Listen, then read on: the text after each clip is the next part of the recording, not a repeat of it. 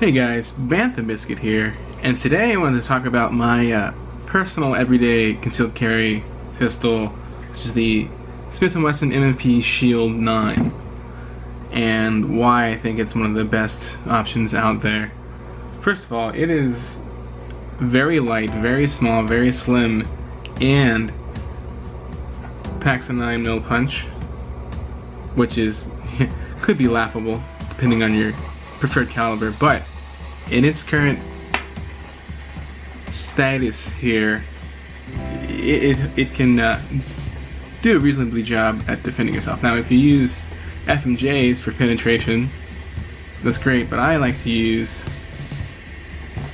HydroShock, and the difference is substantial. This HydroShock, this Federal HydroShock, will expand quite a bit upon impact, and coupled with this lightweight, small framed package, you can take it anywhere. As you can see, the model I have currently has the manual safety, which it's so easy to flick up with your thumb when you draw it. You just click it up and down with your thumb, no problems whatsoever. As far as controls go for this pistol, very ergonomic.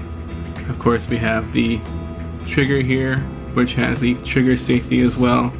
We have the safety, manual safety, which there is a version that doesn't come with this, and that's personal preference. Also have the slide lock and the takedown lever. And these sights are interesting in that they're easily replaceable. Right now they come factory standard. Come standard with a 3-dot sight there, and that's well and good. Has a nice chamber indicator in the top here, and when there's a round, you can see the round in there. Manipulating this firearm is very, very easy to manipulate this firearm. This is the mag release, comes out there.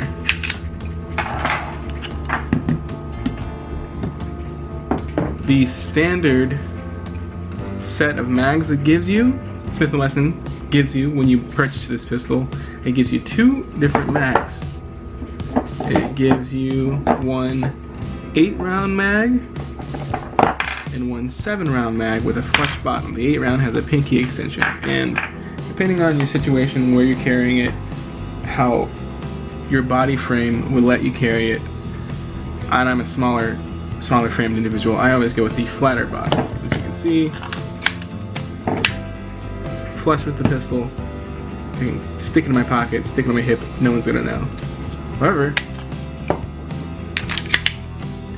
it does leave a little bit of pinky overhang, not too bad, my hands aren't too huge, but for a normal sized human being that might be an issue. That's why they give you this one, the 8-round magazine, and there's a full grip. Obviously, with this manual safety, I feel very confident carrying one in the chamber, so it now becomes either a 7+1 8-round capacity or an 8+1 9-round capacity. And again, that's personal preference. Now let's go ahead and take this down. To take this pistol down, it's quite easy with this slide takedown lever. So first thing I'm going to do is clear it, make sure it's clear. Clear, there's no magazine. Alright, so we're gonna lock the slide open. Okay, and when you do that, you just pull it back and lift up on the slide lock. And now, it's easier than a Glock, I think, is we're gonna pull this takedown lever all the way forward. And it's spring loaded, there's just some tension, so you have to make sure that you get it all the way, and once it's forward, it will lock. Alright, next step, push the slide lock down, let it run forward, and you're gonna wanna pull the trigger, which we're gonna have to flip the safety down first. Pull the trigger, slide it forward past the lock, pull it right off, and now it's disassembled. It couldn't be easier with that guy right there. And I don't know if you've noticed this or not, but my firearm's pretty dusty, but it continues to manufacture good results, so I don't you know, I clean the inside and spray it down with ammo, but the outside gets a lot of dust because I actually pocket carry this when I'm out and about in summer shorts. Further disassembly will require you to press the recoil spring forward. Comes right off, which is again retained by this clip under the barrel here. Pull the barrel out. Small little barrel.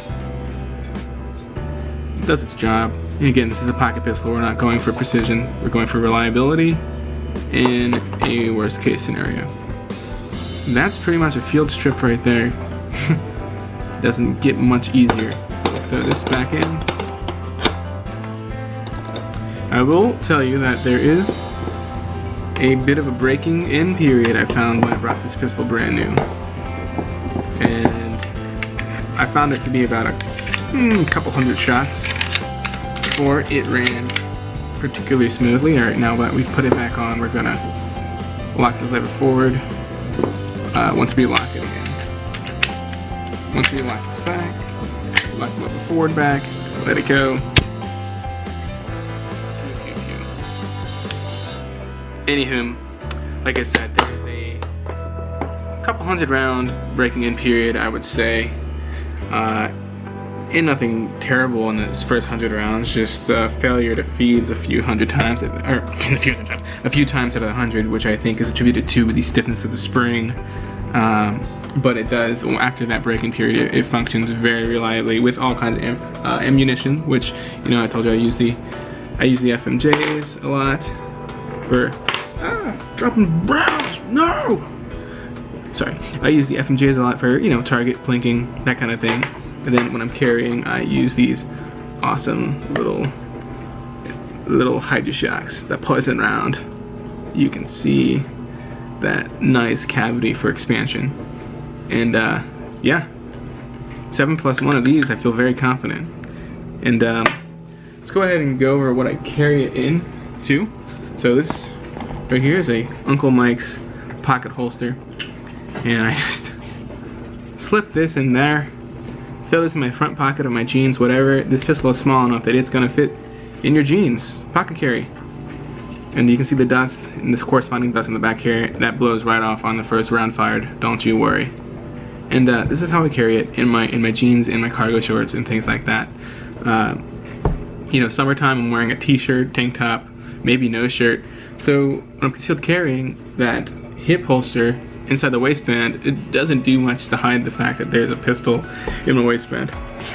Again, I'm a small framed guy, my shirts are a little tighter, and the bulge is noticeable, so I will pocket carry it. However, in the wintertime, I do opt for an inside the band Kydex waist holster there. And this is vacuum sealed to this pistol. Very, very nice, tight fit. You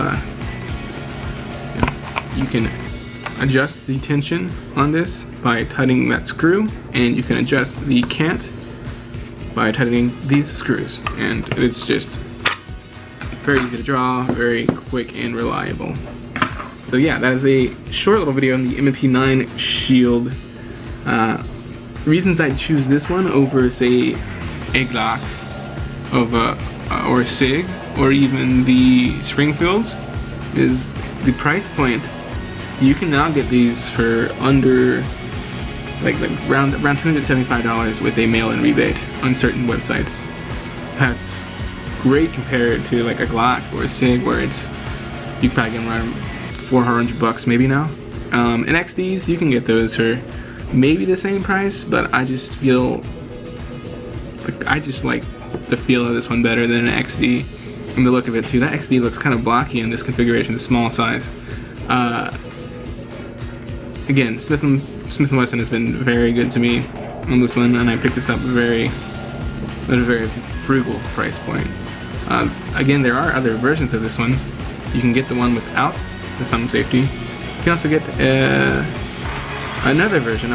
The name of it is escaping me right now, but it's basically an upgraded version of this pistol with night sights, I think a rail, a barrel, all that kind of good stuff. I think that one costs around $500, but me carrying this every day, I didn't want the fancy dancy version. I wanted the utilitarian, make sure it goes boom every time version. And that's what I got. And I feel very confident shooting this guy and carrying this guy. All right.